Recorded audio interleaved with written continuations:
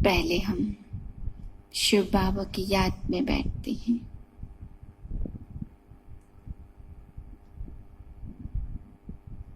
मैं एक पवित्र शुद्ध आत्मा, इस शरीर को चलाने वाली दिव्य शक्ति हूँ। इस शरीर से अलग हूँ। एक सेकंड में मस्तक पर चमक रही हूँ और अगले ही सेकंड महसूस करें मस्तक के बीच में समा गई हूँ। फिर अगले ही पल मस्तक पर चमकते हुए सितारे को देखें। फिर मस्तक के बीच में समा गई हूँ। मैं आत्मा पवित्र मन स्थिति से अव्यक्त वाणी सुनती हूँ। 6/9/2020 के महावाक्य हैं। आज अव्यक्त बाप दादा के महावाक्य हैं। रिवाइज डेट है 16/3/86 सन की। आज बाबा ने हम बच्चों को रूहानी ड्रिल के बारे में बताया। बाबा ने कहा कि इस समय तुम बच्चों को रूहानी ड्रिल का अभ्यास करना है। रूहानी ड्रिल का अर्थ ही बाबा ने बताया कि अभी अभी अपनी कर्मेंद्रियों को समेट करके जो आपका अनादि रूप है, शांत स्वरूप, उसमें स्थित हो सकते हो। अभी अभी आवाज में आना और अभी अभी बिल्कुल शांत हो जाना, ऐसा अभ्यास कर सकते हो। इसी को कहते हैं रूहानी ड्रिल। फिर बाबा कहते बच्चे वर्तमान समय जैसे बीमारियों के लिए, शरीर की बीमारियों के लिए भिन्न भिन्न एक्सरसाइज करवाते हैं, इसी प्रकार मानसिक बीमारियों के लिए भी रूहानी ड्रिल, मन की एक्सरसाइज की बहुत जरूरत है। जितना चारों तरफ हलचल और अशांति का वातावरण है, ऐसे में अपने मन और चित्त को शांत रखने के लिए बहुत समय का अभ्यास चाहिए। केवल अभी अभी शांत नहीं होगा, काफी समय से अभ्यास किया होगा, तभी हलचल के बीच में अचल रह सकते हैं। फिर बाबा ने बताया कि बच्चे रूहानी ड्रिल के महत्व को समझना है, क्योंकि वर्तमान समय चारों ओर से हलचल के पेपर आएंगे, प्रकृति भी हलचल में लाएगी, माया यानी विकार भी सबके मन स्थिति को हलचल में ला देंगे। तो विकार और माया फुल फोर्स में, प्रकृति और माया फुल फोर्स में आक्रमण करेगी, फुल फोर्स में पेपर लेने आएगी, तो उतनी ही आपको भी फुल फोर्स शांति की स्थिति में उसको पार करना है, अचल रहना है। तो इस समय रूहानी ड्रिल का अभ्यास विशेष काफी समय का होना चाहिए, और रूहानी ड्रिल माना ही शांत स्थिति में स्थित हो जाना। फिर बाबा ने आज दूसरी मुरली में भी समझाया कि अमृत वेला सारी प्राप्तियों की वेला है। इस वेला को खोना नहीं है, इसमें संपूर्ण सुख, संपूर्ण शांति और सर्व प्राप्तियों की प्राप्ति होने का समय है। तो सारा दिन श्रेष्ठ करना चाहते हो तो अमृत वेले बाप से श्रेष्ठ प्राप्तियां करनी है। बाप दादा सभी बच्चों की स्वीट साइलेंस की स्थिति को देख रहे हैं। एक सेकंड में साइलेंस की स्थिति में स्थित हो जाना, यह प्रैक्टिस कहाँ तक की है? इस स्थिति में जब चाहे तब स्थित हो सकते हैं, वह समय लगता है, क्योंकि अनादि स्वरूप स्वीट साइलेंस है। आदि स्वरूप आवाज में आने का है, लेकिन अनादि संस्कार सदा ही साइलेंस है। तो अपनी अनादि संस्कार, अनादि स्वरूप और अनादि स्वभाव को जानते हुए जब चाहो तब उस स्वरूप में स्थित हो सकते हो। 84 जन्म आवाज में आने के लिए है, इसलिए सदा अभ्यास आवाज में आने का ज्यादा है। लेकिन अनादि स्वरूप और इस समय चक्र पूरा होने के कारण अब वापस साइलेंस होम में जाना है। अब आदि मध्य अंत तीनों ही काल का पाठ समाप्त कर अपने अनादि स्वरूप अनादि स्थिति में स्थित होने का समय है। इसलिए इस समय यही अभ्यास ज्यादा आवश्यक है। अपने आप को चेक करो, कर्मेंद्रिय चेत बने हैं। आवाज में नहीं आनी चाहिए तो मुख का आवाज अपनी तरफ खींचता तो नहीं है। इसी को ही रूहानी ड्रिल कहा जाता। शांत वातावरण में शांत की स्थिति बनाना कोई बड़ी बात नहीं है। अशांति के बीच में शांत रहो, यही अभ्यास चाहिए। ऐसा अभ्यास जानते हो, चाहे अपनी कमजोरियों की हलचल हो, चाहे संस्कारों की, चाहे व्यर्थ की हलचल हो। ऐसे हलचल के समय स्वयं को अचल बना सकते हो या टाइम लगता है। समाप्ति के समय ज्यादा समय नहीं मिलना है। फाइनल रिजल्ट का पेपर कुछ सेकंड या कुछ मिनटों का होना है, लेकिन चारों ओर की हलचल के वातावरण में अचल रहने पर ही नंबर मिलना है। इसलिए यह रूहानी एक्सरसाइज का अभ्यास करो। फाइनल पेपर है बहुत ही सहज और पहले से ही बता देते हैं कि यह पेपर आना है, लेकिन नंबर बहुत थोड़े समय में मिलना है। इसलिए स्टेज पावरफुल हो। देह के संबंध, देह के संस्कार, व्यक्ति, वैभव, वायुमंडल, वाइब्रेशन सब होते हुए भी आकर्षित न करे। इसी को कहते हैं नष्टो मोहा समर्थ स्वरूप। तो ऐसी प्रैक्टिस है, लोग चिल्लाते रहे और आप अचल रहो। प्रकृति भी, माया भी सब लास्ट दाव लगाने के लिए अपनी तरफ कितना भी खींचे, लेकिन आप न्यारे बाप के प्यारे बनने की स्थिति में लवलीन रहो।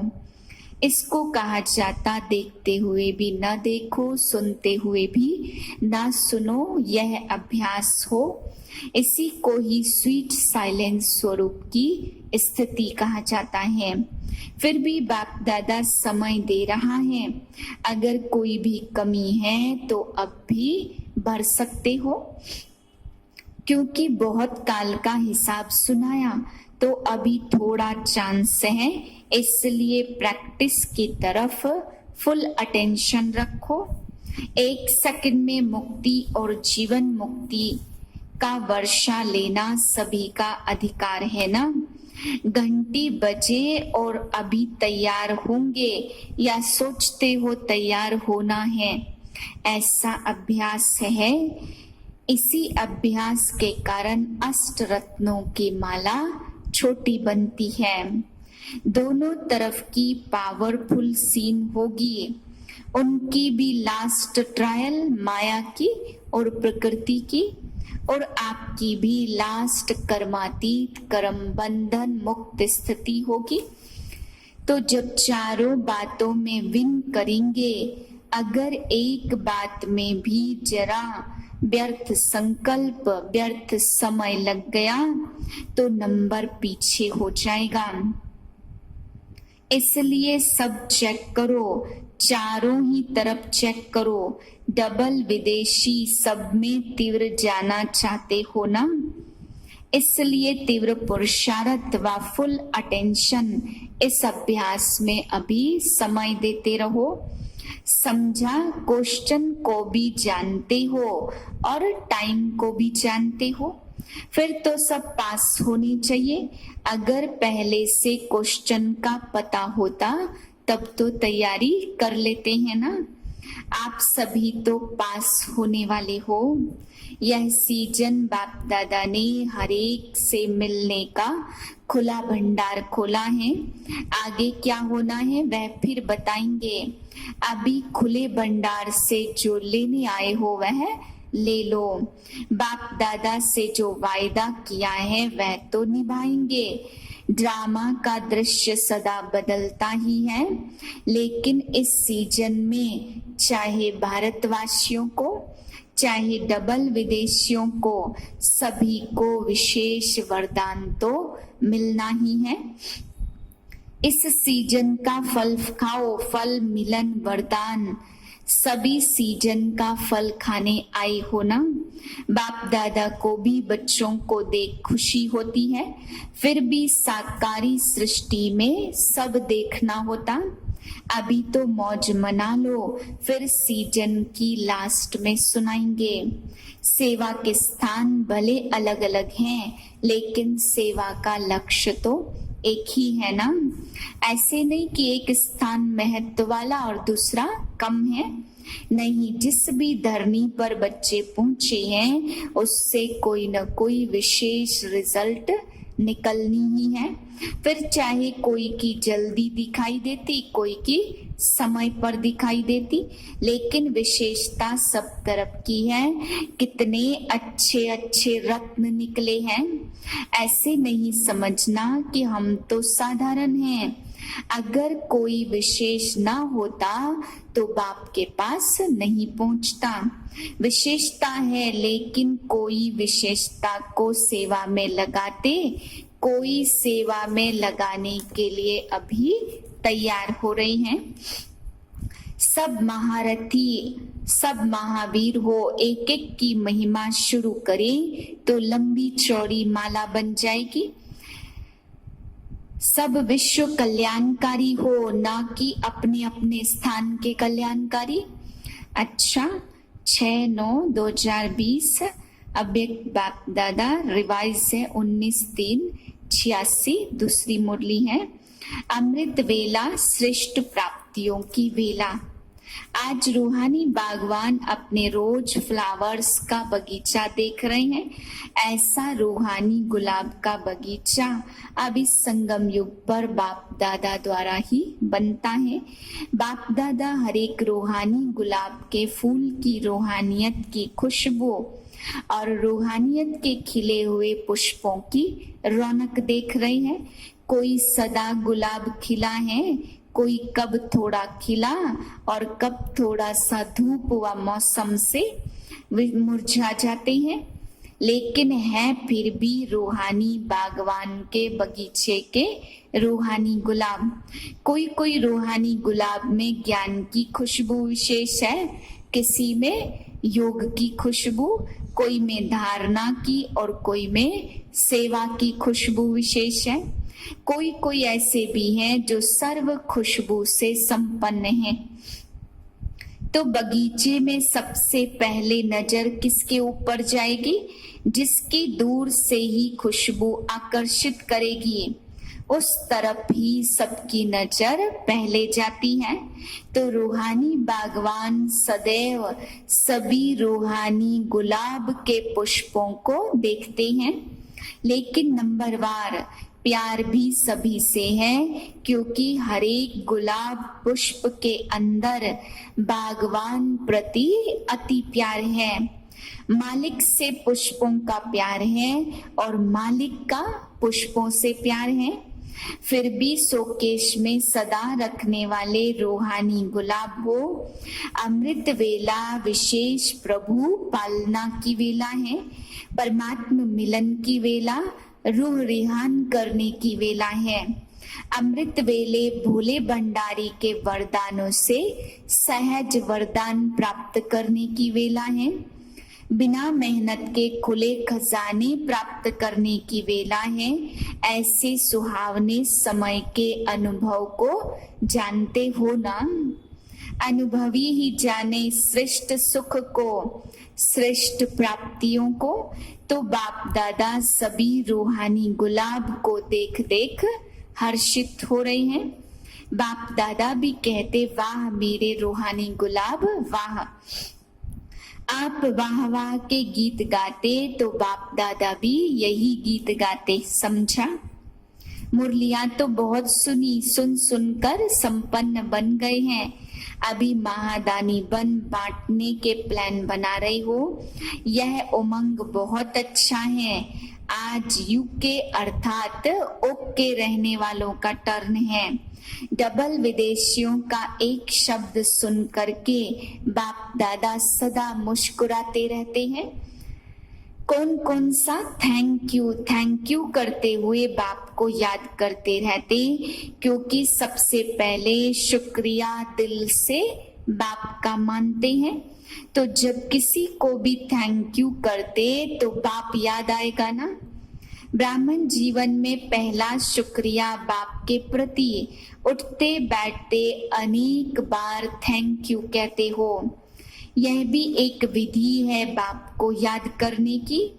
यूके वाले सभी एक बनाने में बिजी रहते हो।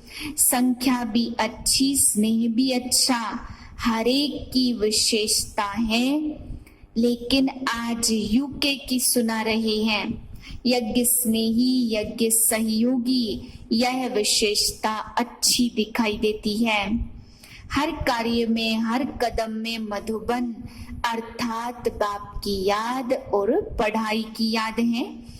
बाप का ब्रह्मा भोजन या बाप से मिलन मधुबन स्वतः ही बाप की याद दिलाने वाला है।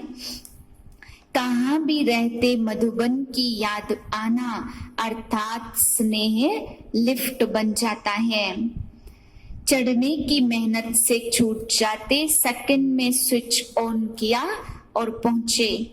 बाप दादा को और कोई हीरे मोती नहीं चाहिए। बाप को स्नेह की छोटी वस्तु ही हीरे रतन है। इसलिए सुदामा के कच्चे चावल गाए हुए हैं।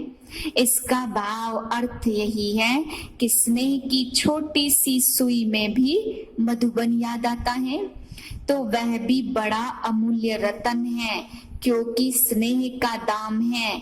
वैल्यू स्नेह की है, चीज की नहीं। अगर कोई वैसे ही भल कितना भी देवे लेकिन स्नेह नहीं है तो उसका जमा नहीं होता, और स्नेह से थोड़ा भी जमा करें तो उनका पदम जमा हो जाता है। तो बाप को स्नेह पसंद है, तो यूके वालों की विशेषता यज्ञ स्नेही, यज्ञ सहयोगी आदि से ही रही है। यही सहज योग भी है, सहयोग भी है। सहयोग का संकल्प आने से भी याद तो बाप की ही रहेगी ना। तो सहयोगी सहज योगी स्वतः बन जाते हैं।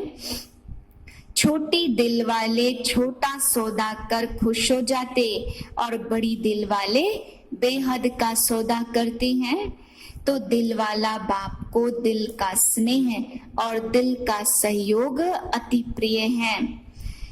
यूके फाउंडेशन से तना निकला, शाखाएं निकली, अब वह शाखाएं भी तना बन गई हैं। जैसे किसी वृक्ष की शाखाएं भी तना बन जाती हैं, उस तना से शाखाएं निकल रही हैं। जैसे ऑस्ट्रेलिया निकला, अमेरिका, यूरोप, अफ्रीका आदि निकले, सब तना बन गए। हर एक तना की शाखाएं भी अच्छी तरह से वृद्धि को पा रही हैं, क्योंकि फाउंडेशन स्नेह और सहयोग के पानी से मजबूत है। इसलिए विस्तार भी अच्छा और फल भी अच्छे हैं। अच्छा वरदान है, देह का भान त्याग कर बोधि बनने वाले निर्माण चित भाव। जो बच्चे देह भान का त्याग करते हैं, उन्हें कभी भी क्रोध नहीं आ सकता, क्योंकि क्रोध आने के दो कारण हैं। एक जब कोई झूठी बात कहता है, और दूसरा जब कोई ग्लानि करता है। यही दो बातें क्रोध को जन्म देती है। ऐसी परिस्थिति में निर्माण चित्त के वरदान द्वारा अपकारी पर भी उपकार करो, गाली देने वाले को भी गले लगाओ, निंदा करने वाले को सच्चा मित्र मानो, तब कहेंगे कमाल। जब ऐसा परिवर्तन दिखाओ तब विश्व के आगे प्रसिद्ध होंगे। स्लोगन है, मौज का अनुभव करने के लिए माया की अधीनता को छोड़ स्वतंत्र बनो। ओम शांति।